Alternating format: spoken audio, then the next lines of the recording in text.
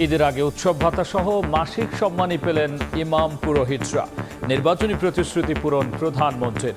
সব ধর্মের মানুষ মিলে শান্তিপূর্ণ দেশ গড়ার প্রত্যয়। ভোটের কালই নখ থেকে মোচনের আগেই আমরা আমাদের সকল প্রতিশ্রুতি ধারাবাহিকভাবে বাস্তবায়নের কাজ শুরু করেছি।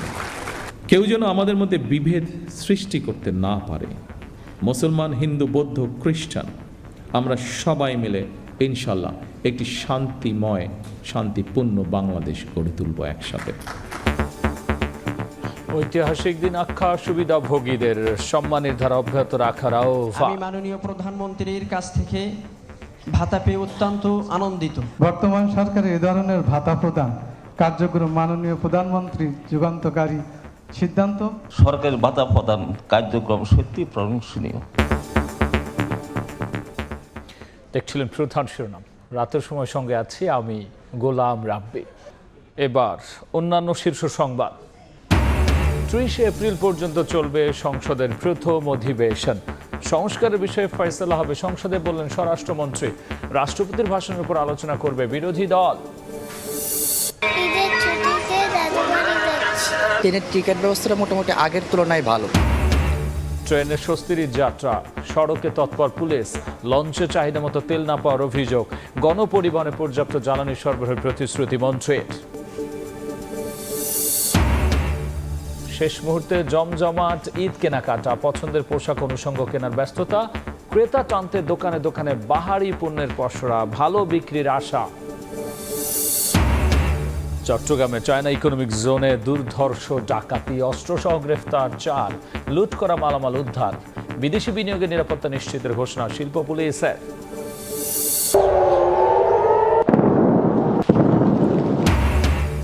ইসরায়েলে ফের ক্ষেপণাস্ত্রের আঘাত ইরানের। তেহরানের লাইফলাইন কার্গ দ্বীপে মার্কিন হামলা। মধ্যপ্রাচ্যে মেরিন সেনা মোতায়েনের সিদ্ধান্ত।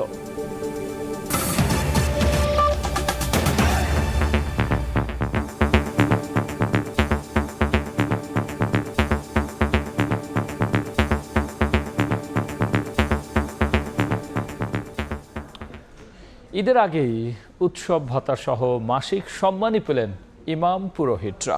প্রায় 6,500 ধর্মীয় উপাসনালয় দিয়ে পাইলট প্রকল্পের উদ্বোধন করেছেন প্রধানমন্ত্রী তারেক রহমান।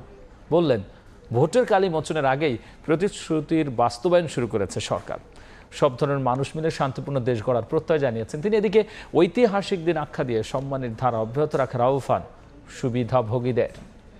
সম্মানিত সুধীবৃন্দ, বিএনপির নির্বাচনী প্রতিশ্রুতি অনুযায়ী 10,000 টাকা পর্যন্ত সুদসহ কৃষি ঋণ মওকুফ ও ফ্যামিলি কার্ডের পর শুরু হলো ধর্মীয় উপাসনালয়ে কর্মরতদের সম্মানী প্রদান। রাষ্ট্র পরিচালনার দায়িত্ব নেয়ার 25 দিনের মাথায় শনিবার সকালে রাজধানীর ওসমানী মিলনায়তনে পাইলট প্রকল্পের কার্যক্রমের উদ্বোধন করেন প্রধানমন্ত্রী তারেক রহমান।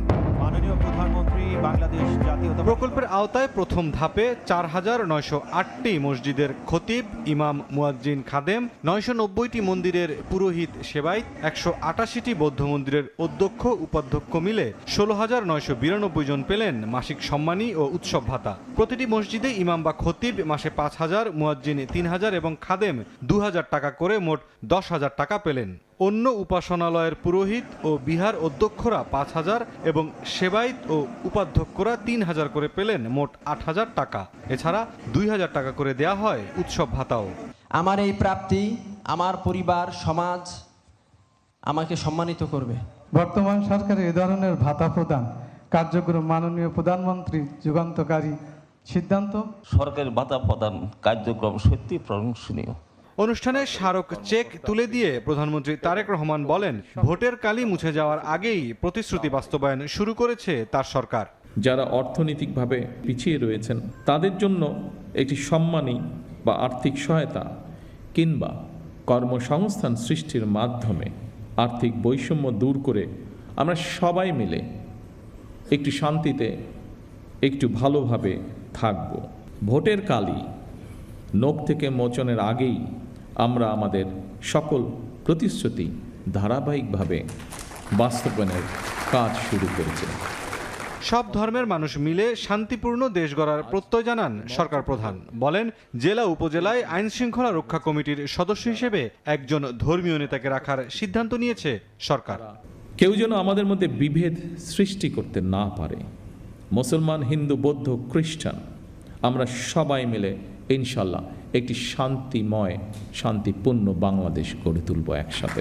দেশের প্রতিটি নাগরিকের রাজনৈতিক এবং অর্থনৈতিক ক্ষমতায়ন নিশ্চিত করার মাধ্যমে আমরা আমাদের দেশকে একটি শক্তিশালী ভিত্তির উপরে প্রতিষ্ঠিত করতে চাই, যাতে করে আর কোনো ফ্যাসিবাদ কিংবা তাদের তাবেদার অপশক্তি মানুষের স্বাধীনতা কেড়ে নিতে না পারে। আগামী 4 বছরে ধাপে ধাপে সব ধর্মীয় উপাসনালয়ের দায়িত্বপ্রাপ্তদের এ সম্মানের আওতায় আনবে সরকার। কর্মসূচি বাস্তবায়নে রাষ্ট্রের বার্ষিক ব্যয় হবে প্রায় 4,400 কোটি টাকা। সরকারি বা দেশি বিদেশি সংস্থার অনুদানপ্রাপ্ত ধর্মীয় প্রতিষ্ঠান এ সুবিধার বাইরে থাকবে। মুরসালিন হক জুনায়েদ, সময় সংবাদ, ঢাকা। এ বিষয়টি নিয়ে আলোচনার জন্য স্টুডিওতে যুক্ত হয়েছেন সহকর্মী সানভি রুপল। যাচ্ছি তার কাছে। রুপল, আমরা দেখলাম যে নির্বাচনের যে প্রতিশ্রুতি ছিল সেটি কিন্তু প্রধানমন্ত্রীর কথা ধরেই যদি বলি যে ভোটের যে কালি সেটি মোছার আগেই কিন্তু এখন দুটো পরপর আমরা দেখলাম ফ্যামিলি কার্ড এবং এবার দেখলাম ইমাম, পুরোহিত, মুয়াজ্জিন যারা আছে ধর্মীয় উপাসনালয় তাদের দেয়া হয়েছে। এর বাইরে আপনি একটি বিষয় একটু স্কিপ করে গেছেন, সেটি হচ্ছে মাঝখানে কৃষি ঋণের যে মওকুফ সেটিও কিন্তু দেওয়া হয়েছে এবং খাল খনন কর্মসূচি সেটিও উদ্বোধন হতে যাচ্ছে। তো এখন আজকে যে বিষয়টি হলো সেটি আমরা দেখতে চাই যে এই যে আজকে যে অনুষ্ঠানটি হলো সেই অনুষ্ঠানটির ঘোষণা কিন্তু এর আগেই দেওয়া হয়েছে এবং কী কী বিষয় থাকবে সে বিষয়গুলো জানা গেছে। তবে আজকে ঈদের আগে উৎসব ভাতা এবং মাসিক যে প্রতিশ্রুতিটি ছিল অর্থাৎ 10,000 টাকা করে ইমাম মুয়াজ্জিনদের অর্থাৎ ইসলামী ধর্মীয় উপাসনালয় এবং অন্যান্য ধর্মীয় উপাসনালয়ে 8,000 টাকা করে সেটির প্রতিশ্রুতির বাস্তবায়ন হলো এবং উদ্বোধন করলেন প্রধানমন্ত্রী। এবং তিনি যেটি বললেন যে এই পুরো প্রকল্পটি এখন পাইলট আকারে চলছে, অর্থাৎ প্রত্যেকটি উপজেলা এবং ইউনিয়ন ভিত্তিক করে ক্লাস্টার আকারে একটি একটি করে 2টি করে উপাসনালয় বেছে সেগুলোকে এখন দেওয়া হয়েছে এবং এটি আগামী কয়েক মাস চলবে, অর্থাৎ জুন মাস পর্যন্ত এরকম চলবে। তারপরে এটিকে ধারাবাহিকভাবে আগামী বাজেটের সাথে অন্তর্ভুক্ত করা হবে এবং এভাবে করে 4 বছরে পুরো দেশের যত উপাসনালয় আছে সব উপাসনালয়কে এই প্রকল্পের আওতায় আনা হবে। এবং আরেকটি বিষয়, শেষের যে লাইনটি আমি দেখাতে চেয়েছি সেটি হচ্ছে সব ধর্মের মানুষ মিলে শান্তিপূর্ণভাবে দেশ গড়ার প্রত্যয়। এটি একটি দারুণ একটি বার্তা দিয়েছে এবং বাংলাদেশে সব ধর্মের মানুষ আছেন এবং তাদের নানান রকমের মতভেদ আমরা বিভিন্ন সময় দেখতে পাই এবং সেই মতভেদ সব কিছু যেন মিলেমিশে দেশকে একটি জায়গায় নিয়ে আসা যায় সেটির একটি প্রত্যয় ব্যক্ত করা হয়েছে। এবং একটি কথা জানিয়ে রাখি যে এই যে এক প্রকল্পটি উদ্বোধন করা হলো, এই প্রত্যেক মাসে এই ধারাবাহিক প্রকল্পটি 3 মাস পর্যন্ত চলতে তাতে 27 কোটি টাকা করে ব্যয় হবে সরকারের। তবে 4 বছর পরে যখন এটি পূর্ণাঙ্গ প্রকল্প আকারে রূপ নেবে তখন সরকারের 4,400 কোটি টাকা করে ব্যয় করতে হবে। তো সেক্ষেত্রে রুপুল, কতদিন একজনে পাবেন বা কিভাবে আসলে তার এইটা চলমান ধারা থাকবে সেটি নিয়ে কি কিছু বলা হয়েছে? এটি চলমান ধারা সবসময়ের জন্যই থাকবে। এটি সরকারের দীর্ঘমেয়াদী একটি প্রকল্প এবং এটি সরকারের অন্তর্ভুক্তিমূলক একটি প্রকল্প। সামনে আরো সুন্দর সুন্দর পলিসি এটার মধ্যে যুক্ত হবে। সেক্ষেত্রে আমরা দেখতে পাচ্ছি সংসদও কিন্তু জমে উঠছে। সেই ক্ষেত্রে সংসদের নিয়ে দেখতে চাই যে সংসদ জমে উঠেছে এবং সংসদ যে জমে উঠেছে সেই সংসদটি প্রথম অধিবেশনেই জমজমাট একটি অবস্থার মধ্যে আমরা দেখতে পেয়েছি এবং দীর্ঘদিন পরে প্রাণবন্ত একটি সংসদের উপস্থাপনা চলছে এবং 30 এপ্রিল পর্যন্ত ত্রয়োদশ সংসদের এই প্রথম অধিবেশনটি চলবে। এবং আজকে আপনি জানেন যে আজকে একটি উপদেষ্টা কমিটির বৈঠক ছিল, কার্য উপদেষ্টা কমিটির বৈঠক ছিল। সেই বৈঠকে সিদ্ধান্ত নেওয়া হয়েছে যে আগামীকালকের অধিবেশন শেষ করেই ঈদের বিরতিতে চলে যাওয়া হবে। এবং আরেকটি বিষয় জানিয়ে রাখি সেটি হচ্ছে গিয়ে যে স্বরাষ্ট্রমন্ত্রী তিনি বলেছেন যে সংস্কার নিয়ে যে ফয়সালা সেটি হবে সংসদের মাধ্যমেই। এবং আরেকটি পাশাপাশি অন্য বিরোধী দলের চিফ হুইপ নাহিদ ইসলাম তিনি বলেছেন যে রাষ্ট্রপতির ভাষণের উপরে তারা বিরোধী দল আলোচনা করবে। এ নিয়ে একটি প্রতিবেদন আছে, আমরা প্রতিবেদনটি দেখে নেব। ত্রয়োদশ জাতীয় সংসদ 12 মার্চ শুরু হয় ত্রয়োদশ জাতীয় সংসদের প্রথম অধিবেশন। এই অধিবেশনে গঠন করা হয় 15 সদস্য বিশিষ্ট কার্য উপদেষ্টা কমিটি। শনিবার জাতীয় সংসদে অনুষ্ঠিত হয় কমিটির প্রথম বৈঠক। সভাপতিত্ব করেন স্পিকার হাফিজ উদ্দিন আহমদ। উপস্থিত ছিলেন প্রধানমন্ত্রী তারেক রহমান, বিরোধী দলীয় নেতা শফিকুর রহমান সহ অন্য সদস্যরা। বৈঠকে প্রথম অধিবেশনের মেয়াদ, আলোচ্য সূচির পাশাপাশি অন্তর্বর্তী সরকারের সময়ে জারি করা অধ্যাদেশ নিয়ে আলোচনা হয়। রাষ্ট্রপতির ভাষণের ওপর মোট 50 ঘন্টা আলোচনার সিদ্ধান্ত গৃহীত হয়। এপ্রিলের 30 তারিখ পর্যন্ত চলবে, এটাই সিদ্ধান্ত হয়েছে। 133টি অধ্যাদেশ এগুলো বিষয় আছে। আইনমন্ত্রী বলেন, সংবিধান সংস্কার পরিষদ নিয়ে আলোচনা হবে সংসদে। স্বরাষ্ট্রমন্ত্রী জানান, অন্তর্বর্তী সরকারের সময়ের 133টি অধ্যাদেশের জন্য একটি বিশেষ কমিটি গঠন করা হয়েছে। বলেন, সংস্কার নিয়ে ফয়সালা হবে সংসদে। সংবিধানে 30 দিন সময় আছে, প্রথম যেদিন উপস্থাপন করেছি তার থেকে। আইনগত যে বাধ্যবাধকতা আছে, যে সময় আছে, সেই সময়ের মধ্যেই আমরা যথাযথ পদক্ষেপ গ্রহণ করব। সংসদে বিভিন্ন মন্ত্রণালয় সম্পর্কিত স্থায়ী কমিটিগুলো গঠিত হওয়ার আগ পর্যন্ত ট্রেডিশন অনুসারে এই বিশেষ কমিটি গঠিত হয়। তো অধ্যাদেশগুলো, বিলগুলো যেগুলোই আসবে এগুলো বিশেষ কমিটিতে পাঠানো হবে, সেখানে যাচাই বাছাই হয়ে তারপরে রিপোর্ট আকারে সংসদে উত্থাপিত হবে। সংবিধান সংস্কার পরিষদের বিষয়ে আলোচনা এটা ফ্লোরে হতে পারে, এখানে না। বিরোধী দলের চিফ হুইপ জানান, রাষ্ট্রপতির ভাষণের ওপর ধন্যবাদ জানাবে না বিরোধী দল, তবে আলোচনায় অংশ নেবেন তারা। কোন কারণে ওয়াকআউট করেছিলাম, কোন কারণে আমরা মনে করেছিলাম যে রাষ্ট্রপতি বক্তব্য দেওয়া অনুচিত এই সংসদে, তো সেই আমরা ধন্যবাদ দিব না, আমরা আমাদের বক্তব্যটা বলবো। বৈঠকের সিদ্ধান্ত অনুযায়ী 29 মার্চ থেকে সরকারি ছুটির দিন ছাড়া প্রতিদিন বিকাল 3টায় বসবে জাতীয় সংসদের অধিবেশন। হাসান ওয়ালি, সময় সংবাদ, ঢাকা। সেক্ষেত্রে রূপল, এই সংস্কার যেহেতু সংসদে ফয়সালা হওয়ার কথা, সেখানে তো সরকারি বিরোধী দল দুপক্ষই তাহলে অংশ নিতে হবে। রাবি, প্রথম দিনের যে অধিবেশনের প্রথম দিনটি, উদ্বোধনের দিনটি, সেটির মধ্যেই এই সংস্কার নিয়ে কিন্তু বিরোধী দল বেশ সরব ভূমিকা পালন করেছে এবং তারা প্ল্যাকার্ড দেখিয়েছে সংসদে। এটা একটি নতুন ধারা দেখতে পেয়েছি আমরা।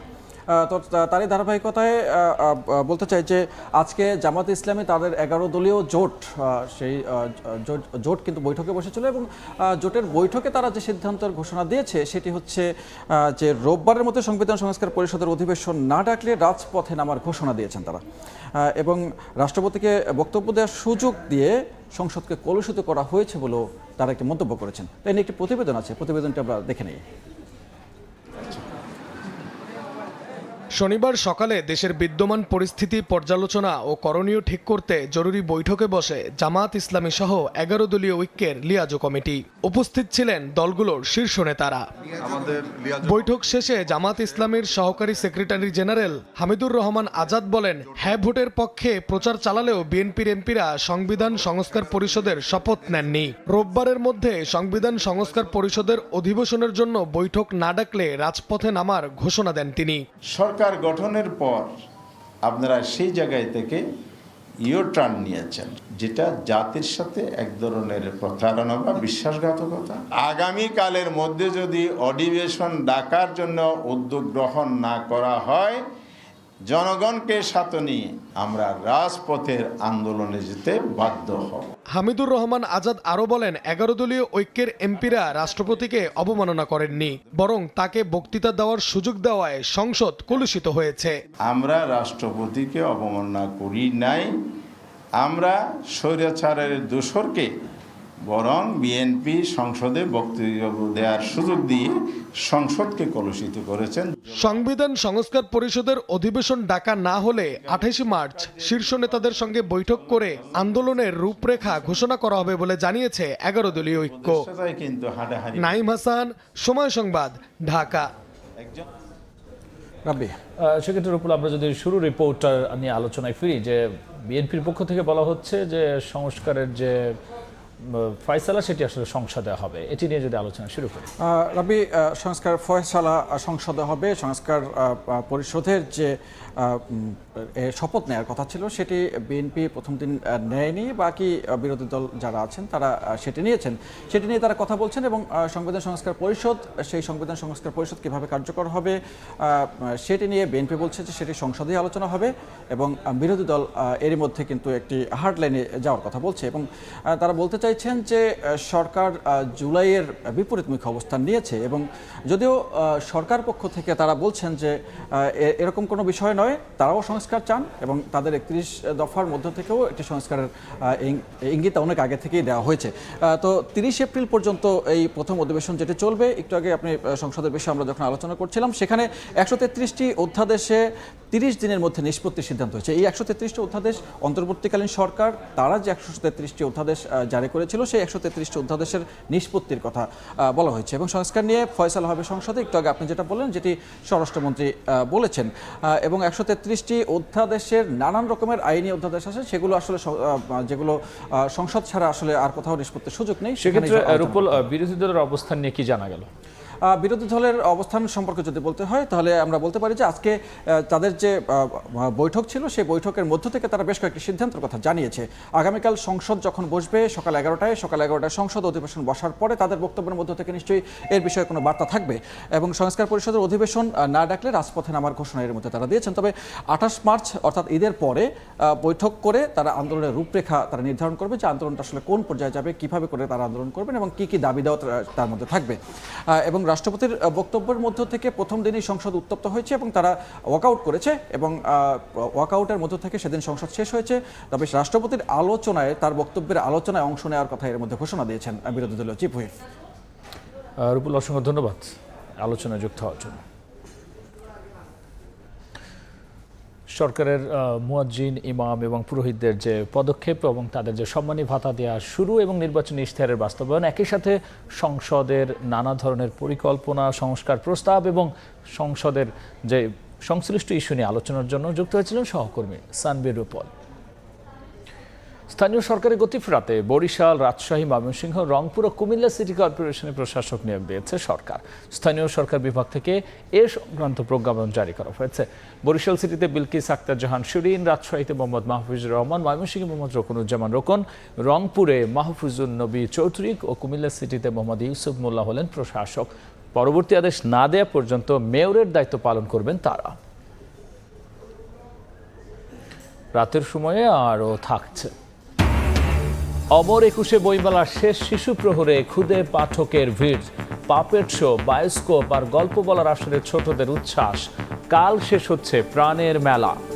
ঈদ উদযাপনে রাজধানী ছাড়ছে ঘরমুখ মানুষ। ট্রেনে আসন না পেয়ে অনেকেই যাচ্ছেন স্ট্যান্ডিং টিকিটে। সড়কপথের ঈদযাত্রায় টিকিট কালোবাজারি ও বাড়তি ভাড়া আদায় বন্ধে কঠোর অবস্থানে ডিএমপি। চাহিদা মতো তেল না পাওয়ার অভিযোগ করেছেন লঞ্চ মালিকরা।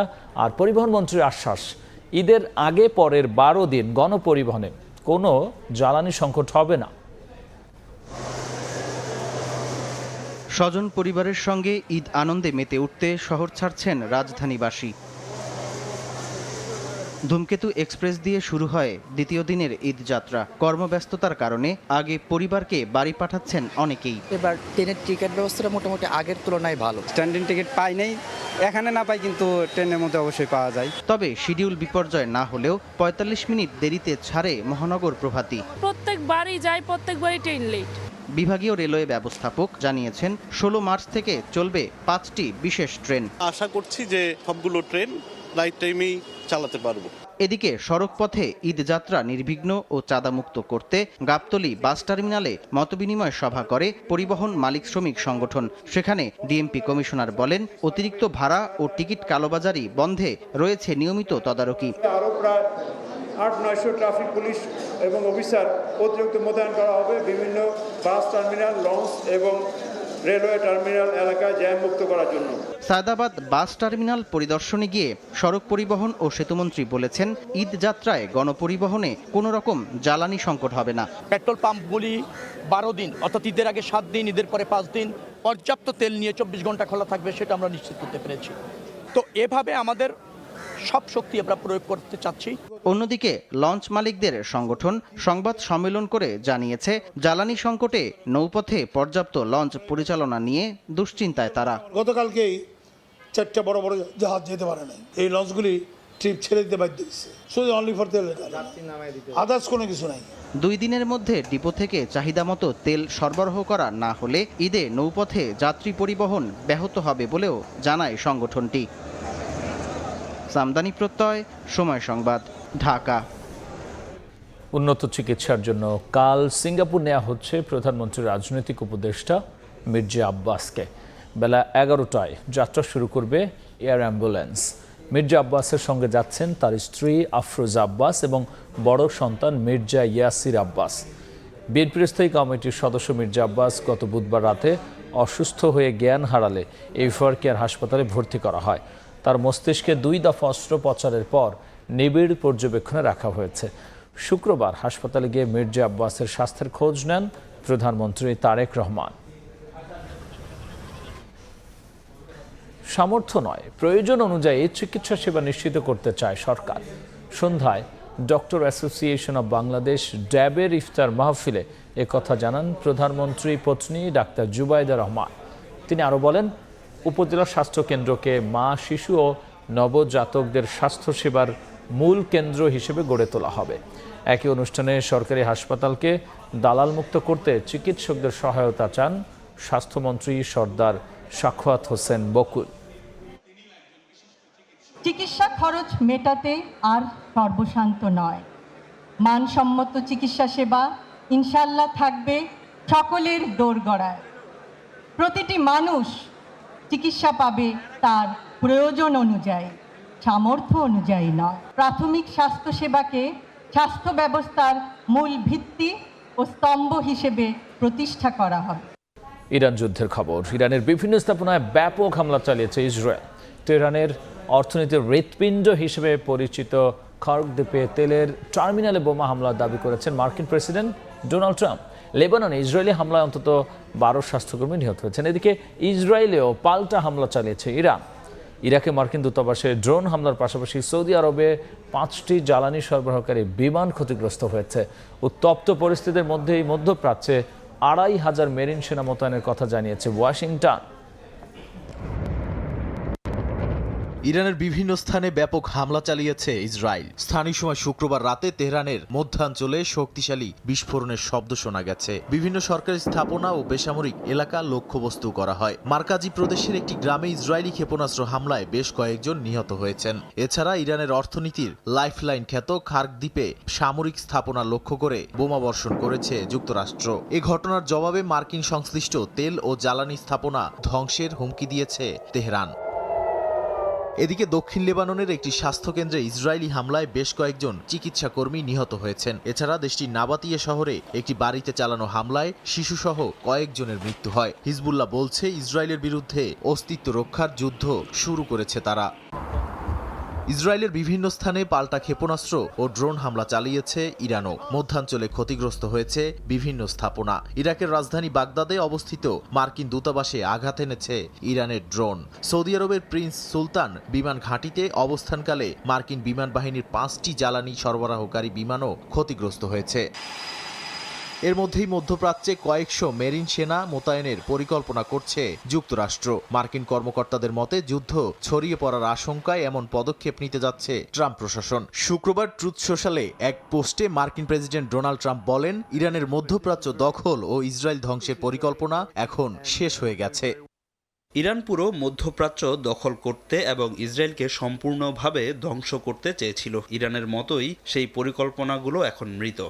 এদিকে যুক্তরাষ্ট্রের সঙ্গে ইরানের চলমান যুদ্ধে রাশিয়ার প্রেসিডেন্ট ভ্লাদিমির পুতিন তেহরানে ক্ষমতাসীন ইসলামী প্রজাতন্ত্রী সরকারকে সহযোগিতা করছেন বলে মন্তব্য করেছেন president Donald Trump. Nadim Marjan, Somoy সংবাদ।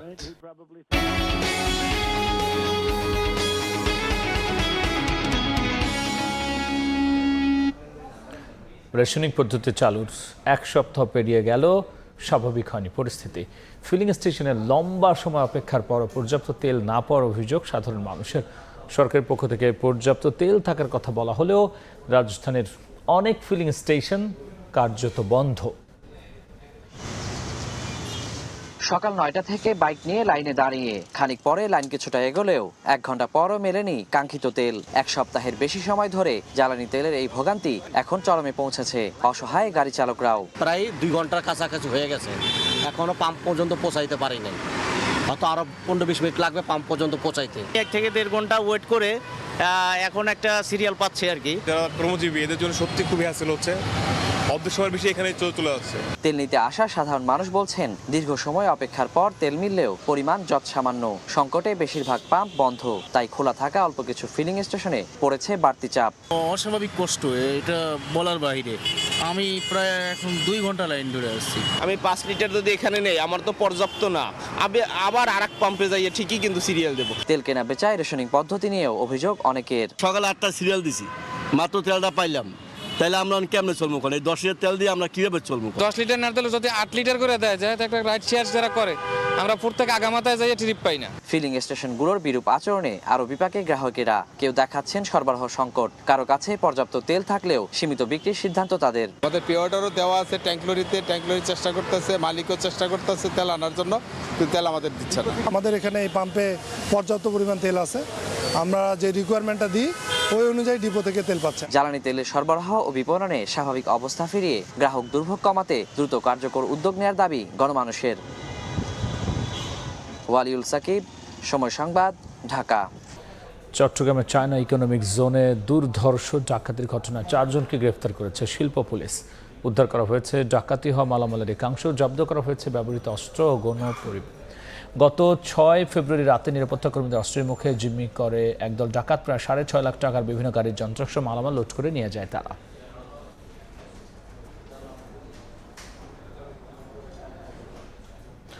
ওসমান হাদি হত্যা মামলার প্রধান আসামিদের ভারতে পার করে দেয়া ফিলিপ সাংমাকে গ্রেফতার করেছে পশ্চিমবঙ্গ পুলিশের স্পেশাল টাস্ক ফোর্স। ভোরে শান্তিপুর বাইপাস সংলগ্ন এলাকা থেকে তাকে গ্রেফতার করা হয়। তদন্তকারীদের দাবি, ফিলিপ সীমান্তে মানব পাচার চক্রের সঙ্গে যুক্ত এবং টাকার বিনিময়ে তিনি কাজ করত। এসটিএফ বলছে, গ্রেফতার এড়াতে অবৈধভাবে ভারতে ঢুকে আত্মগোপন করে সে। এবার ঈদ কেনাকাটার খবর।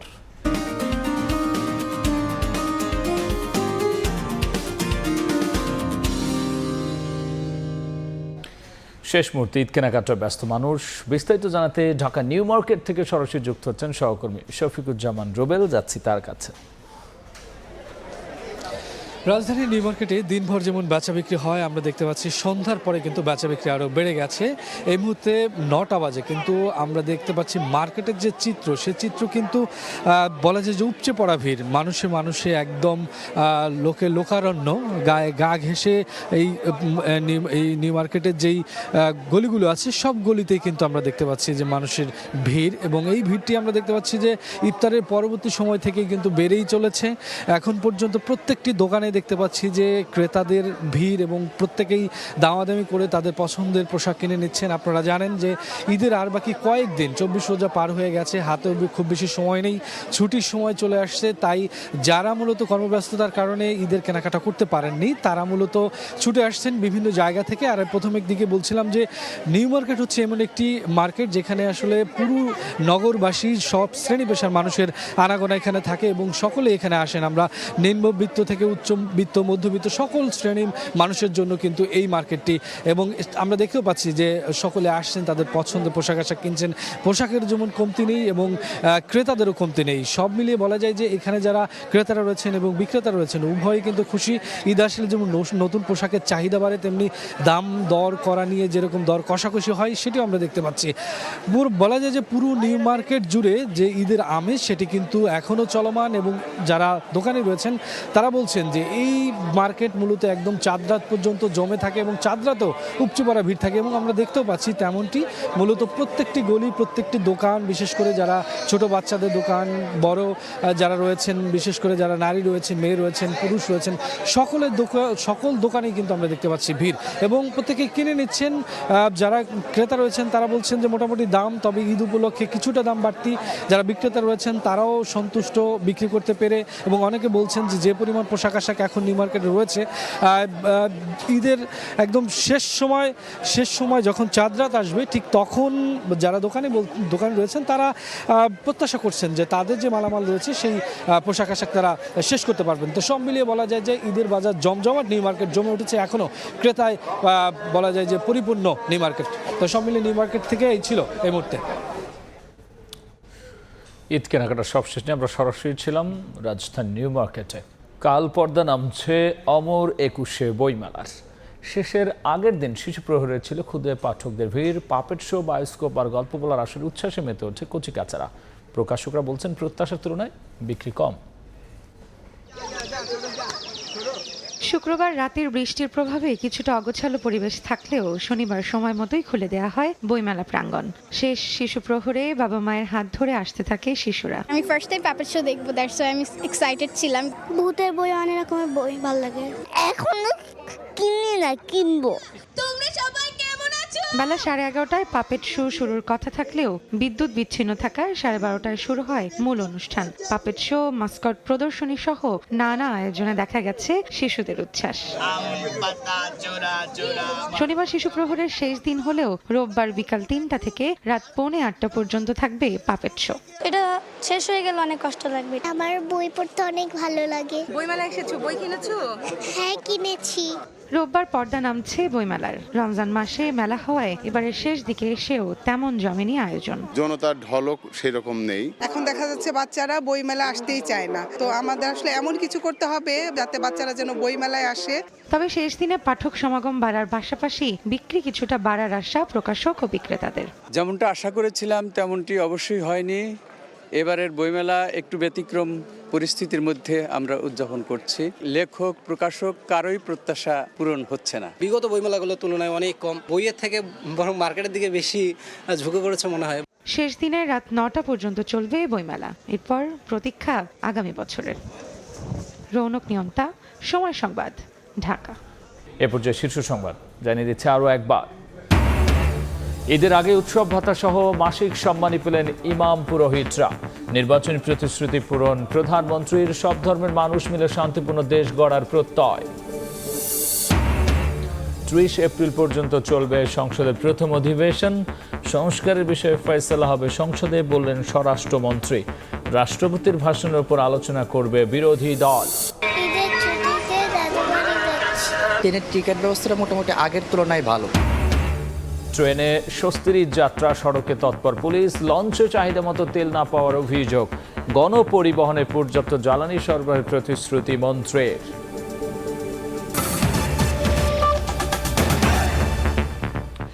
এই ছিল রাতের সময়। এরপর দেখবেন সম্পাদকীয়। সঙ্গেই থাকুন সময়।